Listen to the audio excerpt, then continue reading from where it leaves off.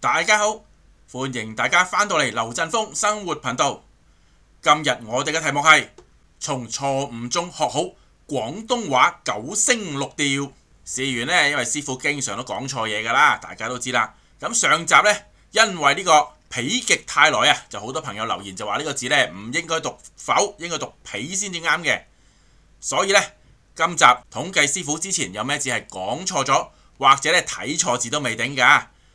更正翻，希望咧大家唔好學師傅咁成日講錯嘢，盡量講好佢啦。否極泰來呢句成語出自《易經》否卦同埋泰卦，意思係當壞嘅運氣困境發展到極點嘅時候，就會轉向順利亨通，象徵事物往往盛極而衰，否極而泰，去表達嘅係一種變易循環嘅哲理。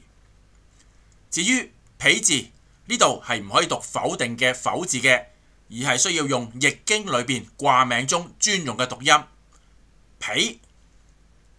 易經64卦裏邊有否卦同埋泰卦，兩者互為對應。呢度嘅否字係解閉塞同埋不通，同否定嘅否語法上面係唔同嘅。呢個例子咧就提醒咗師傅啦，讀音可以幫你分清楚同一個字有唔同嘅讀音嘅時候，就會有唔同嘅意思。而易經嘅原文呢，本身係先秦同埋兩漢嘅竹簡或者傳世本流傳㗎，而喺上邊並冇標明讀音㗎。當時呢並冇拼音呢回事，亦都冇注音符號。經典嘅文獻呢都係只寫字而不標音。咁點解我哋知道咩時候係點樣讀呢？古代訓詁家解釋，漢代初始嘅時候，有好多訓詁家喺注譯嘅時候呢，就會將否卦嘅否解作封閉嘅意思，而同否定嘅否分開。佢哋雖然冇用標音符號，但係通過訓詁嘅傳統，已經明確表示咗否極泰來嘅否，就表明咗呢個否字係要用另一個讀法，唔可以讀否嘅。揾書記載，唐宋以後嘅注疏詞典，例如廣韻咁，都明顯區分咗呢兩個讀音啦。於是我哋就將佢固定咗落嚟。廣韻喺宋代時候，依據最早嘅隋唐音符裏邊，將否分為兩個反切，匹否切係卦名閉塞之意，方否切不否定咁解。呢個就清楚區分咗兩個讀音同埋意象。而因為否極泰來呢句話呢，最早係從易經係由否卦轉為泰卦嘅卦辭同埋象辭裏邊嚟嘅，所以當後人引用嘅時候呢，都要沿用易經裏邊原來嘅讀音。所以唔可以讀否，要讀否喎。師傅經過呢次之後呢，又學識咗個字啦。而當師傅睇否極泰來嘅時候呢，就發現咗呢個比較少用嘅成語裝否。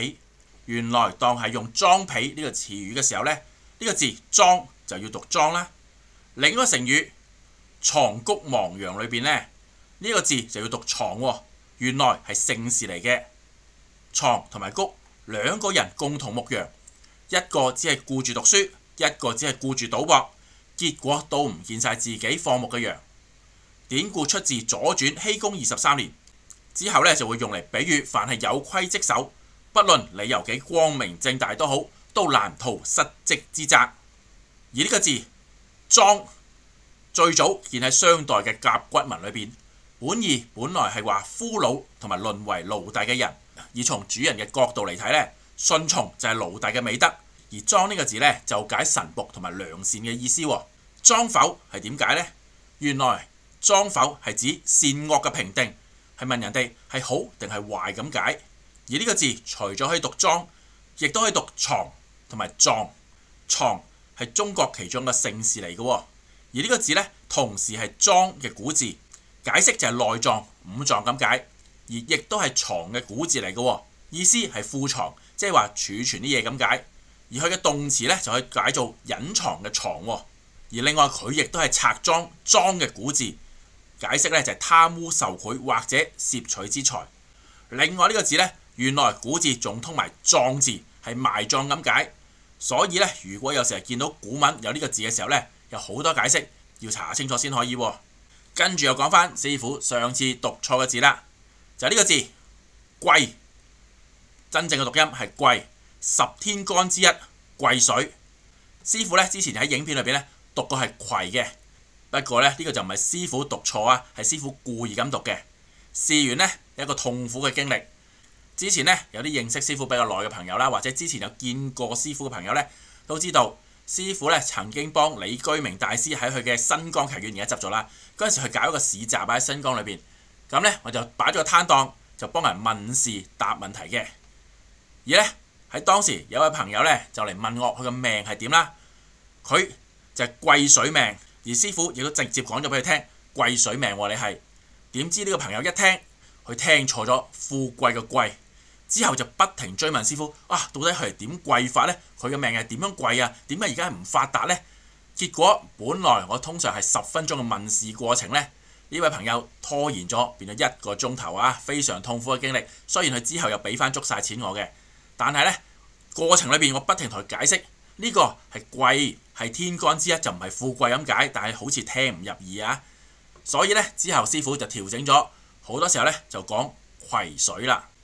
不過因為大家知道呢個字唔係咁讀，所以之後師傅嘅影片呢都會讀翻做癸，就唔會再讀癸啦。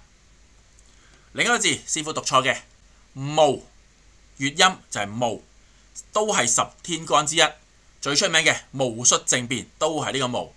上次師傅呢就口快快講錯咗，有少少甩牙，改咗茂，茂密個茂。而咧好有趣喎，大家知唔知呢？喺廣東人尤其是香港人裏邊呢，會講呢個茂呢，通常唔係形容茂密㗎，係話人哋係茂利，講嘅意思呢係指人哋睇起嚟好傻。原來茂利呢個字係源自英文 mullion， 本身嘅意思呢係垂直分隔嘅條啊，係用嚟間隔兩個窗口中間有條分隔嘅條叫 mullion。不過英國人呢就會用嚟鬧人啦，話人哋 mullion 即係話佢唔識嘢、冇用、冇靈魂，純粹係擺設，係一個負累嘅意思。之後香港人就引用叫人做茂利啦，亦都引申另一個詞語啊，貿貿然，即係話人不假思索、冇腦去咁做嘢，唔符合邏輯、唔經大腦。頭先咧就講完癸同埋戊都係天干之一啦，咁呢個時候咧就要講下干呢個字啦。點解要講呢？因為干呢個字有啲特別，我哋平時用天干就係呢個字，天干呢個名咧係嚟自東漢嘅古書《白虎通》，以天干為主幹，地支為枝葉。稱甲乙者干也，子丑者支也。當時咧係用呢個干同埋呢個支嘅。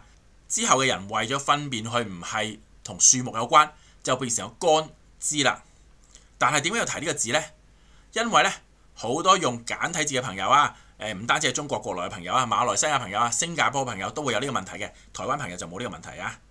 因為呢個字同時係呢個乾君嘅乾。亦都可以讀乾啊，乾燥嘅乾啊，或者幹粵音嘅幹字，能幹嘅幹，當變成簡體嘅時候都係呢個字。所以有時候去睇一啲簡體字寫成嘅有關天干地支算命嘅書呢，有時會混淆咗，因為乾坤嘅乾又係呢個干，天干嘅干又係呢個干，就會混淆咗啦。所以呢度特別解釋一下。而本身干呢個字，天干呢個干啊，喺粵語上面呢，仲有另一個讀音嘅，讀寒。解釋係井欄。井欄係用嚟保護個井唔會塌陷，而形容呢個突出地面嘅井欄呢，就叫做寒。跟住師傅之前錯個字呢，仲有嘅就係老眼昏花系列。呢個盂蘭節個盂啊，盂蘭節呢個盂除咗係盂蘭節之外呢，讀盂嘅時候呢，亦都解做裝水嘅器皿，水盂、痰盂，有啲人讀痰罐啦、痰盂先啱嘅，都係讀呢個音嘅。而之前咧，師傅唔單止係老花睇咗佢做孟字，孟加拉個孟啊，亦都因為師傅以前跟嘅唔係蘇文峰師傅啊，之前另一個師傅好早期嘅時候學嘅時候咧，佢讀咗呢個字震養魚，佢讀咗震養猛，而嗰陣時候咧我冇為意，就以為呢個真係孟字啊，結果咧我一直都係咁樣讀，就冇為意，原來係讀魚字先啱嘅，亦都好多謝當時嘅讀者話咗俾我聽啊，應該係讀魚就唔係讀孟加拉個孟。另一個上次我講赤馬紅陽嘅時候，提過一位皇帝漢桓帝啊，我讀錯咗做漢桓帝，咁呢個純粹係老花睇錯字啊，我睇咗做呢個唔係木字邊，睇咗柱身邊嘅行字。呢度咧就再提下，記住係漢桓帝就唔係漢桓帝啊，唔好學師傅咁老眼昏花啦。另外仲有一個字宋徽宗，咁宋徽宗咧朋友就指出，我寫咗宋徽宗喎，咁我睇翻咧原來係字幕上面啊，因為我用嘅 AI 字幕，我係將語音俾個 AI 翻譯嘅，而好衰唔衰，宋徽宗呢個徽同光輝個輝喺粵語上面都係呢個音嘅。所以咧字幕出錯咗。咁之後師傅咧會再留意啲，就會再用心機啲校對字幕噶啦。不過咧你都知師傅平時比較忙碌啊，好多嘢做啊，所以咧好多時候都會繼續出錯嘅。咁如果大家見到錯嘅咧，就不妨你有留言話俾師傅聽，等師傅又再更正啦。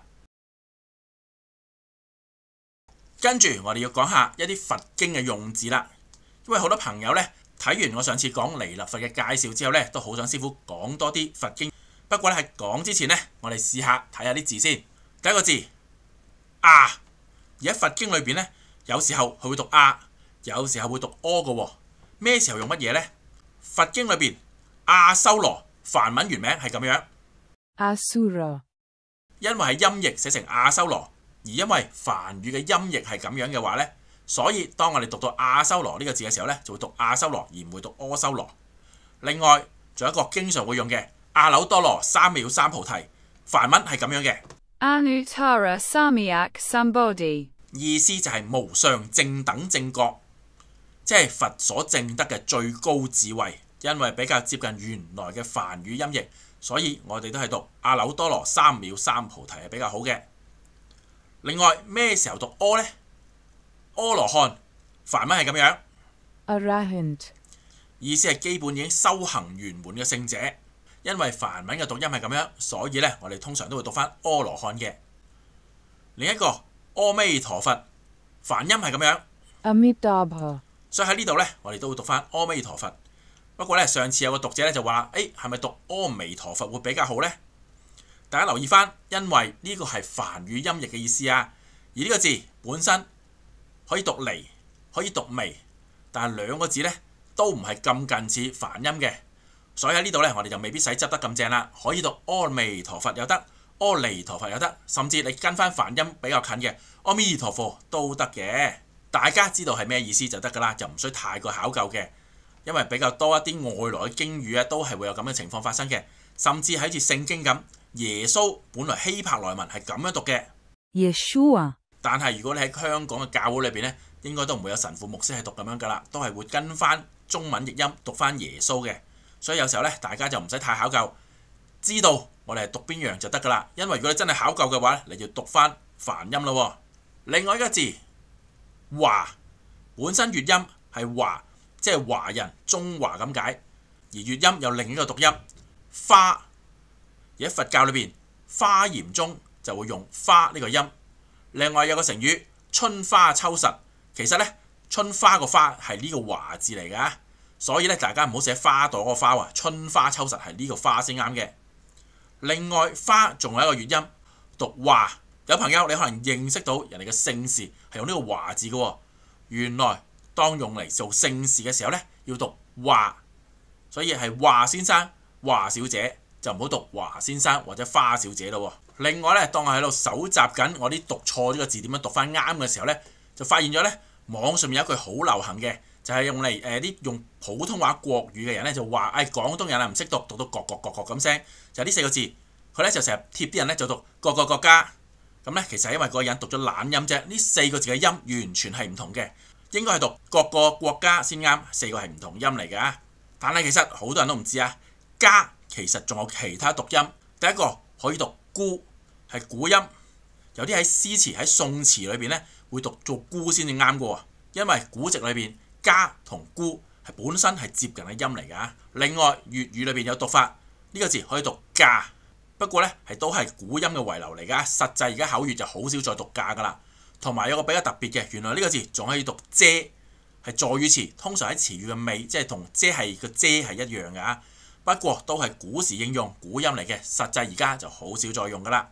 好，今日咧師傅反省影片啊，改翻自己之前嘅錯字嘅影片就嚟到呢度啦。大家如果中意今集嘅話題嘅話咧，歡迎大家留言，同埋大家記得咯，多啲睇師傅嘅影片，捉下師傅仲有冇其他錯字，話翻俾師傅聽，等師傅又拍多集，等師傅咧可以反省下自己嘅錯誤，懺悔一下，順便研究下啲字音點讀啊。好，我哋下次節目時間再見啦。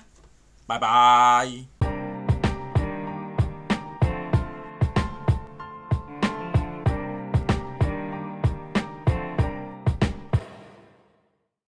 如果你鍾意我哋嘅影片，請你 Like、Share 同埋訂閱我哋。訂閱嘅時候呢，記得撳下呢個鐘仔，選擇全部訂閱喎。